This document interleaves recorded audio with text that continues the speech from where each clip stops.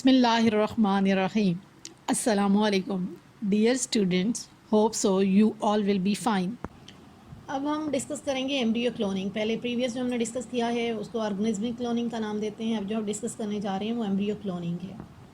इसमें क्या होता है, सेम इसी तरह से कि जब एग स्पर्म के साथ यूनाइट करता है या स्पर्म जो है वो फर्टिलाइज़ करता है एग को, तो क्या बनता है, जाइगोट बनता है।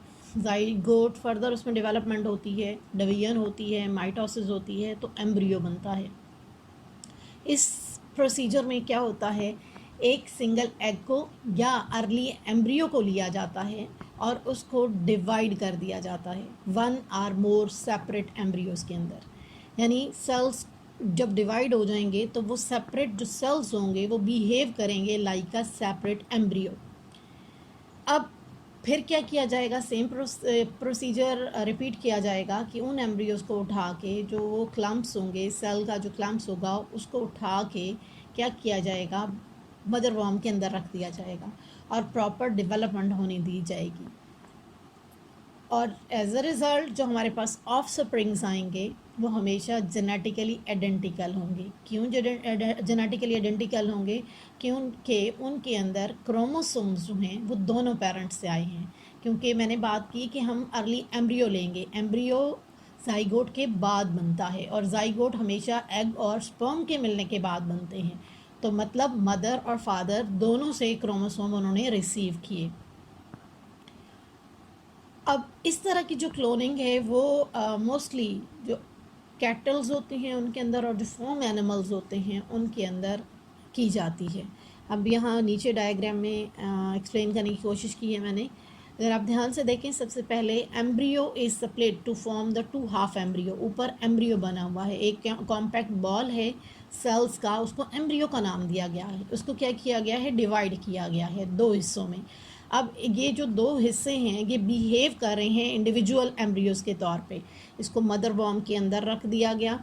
यहाँ पे नीचे लिखा हुआ है सैरोगेट मदर। सैरोगेट मदर ऐसी मदर को कहा जाता है या ऐसी फीमेल को कहा जाता है जिसके अपना कोई भी सेल, जर्म सेल या सोमैटिक सेल इन्वॉल्व ना हो, बल्कि वो एज आ आप यूँ कह सकते हैं कि एज अ कैरियर इस्तेमाल हो। इन एम्ब्रियोज़ को उसके अंदर, उसकी वॉर्म के अंदर ट्रांसप्लांट कर दिया जाएगा और नॉर्मल जो डेवलपमेंट का प्रोसीजर है वो कंटिन्यू होगा।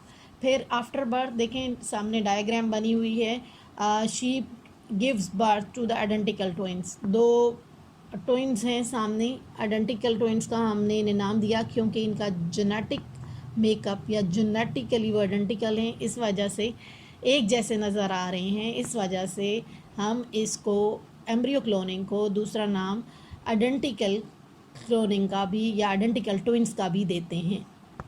अब हम इम्पॉर्टेंस ऑफ क्लोनिंग के बारे में पढ़ेंगे कि हमारी लाइफ में क्या इंपॉर्टेंस है इसकी। नंबर 1 पे, cloning is a technology for achieving eugenic AIIMS. Eugenic AIIMS ऐसे एम्स को या मकासद को कहा जाता है जो इंसानी फलाह बहबूद के लिए इस्तेमाल हो। इसका मतलब है कि क्लोनिंग ऐसी टेक्नोलॉजी है जिससे हम इंसानी फलाह बहबूद के मकासद को अचीव कर सकते हैं। Number 2, production, commercial production of valuable animals, कि ऐसे जानवर जो बहुत कीमती होते हैं उनको हम कमर्शियल लेवल पे थ्रू क्लोनिंग प्रोड्यूस करवा सकते हैं। लाइक रेसिंग हॉर्स वगैरह है, काउज़ है, for milk production, meat production हम क्या कर सकते हैं, क्लोनिंग के ज़रिए पैदा कर सकते हैं। नंबर 3 पे है कि ट्रांसप्लांटेशन के लिए हम क्लोन्स को, ह्यूमन क्लोन्स को पैदा कर सकते हैं। आपको पता है मेडिकल साइंसेस ने इतनी तरक्की कर ली है कि जो डैमेज्ड ऑर्गन्स होते हैं उनको रिप्लेस कर दिया जाता है विद न्यू ऑर्गन्स, और इसको हम क्या कहते हैं, ट्रांसप्लांटेशन का नाम देते हैं, ट्रांसप्लांटेशन ऑफ ऑर्गन कहते हैं।